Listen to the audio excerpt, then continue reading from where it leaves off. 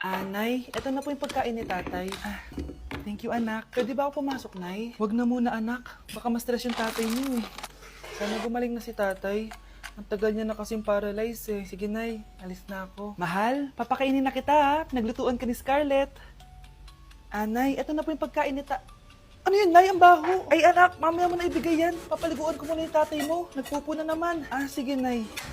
Tao po, delivery po.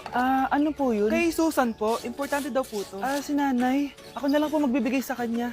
Nay, may nagpapabigay po nito sa inyo. Binasa mo ba to, anak? Hindi po, Nay. Wag mo tong babasahin, ha? Sige po, Nay. Mamamalengke lang ako na uulamin natin, ha? Ikaw muna magbantay ng bahay.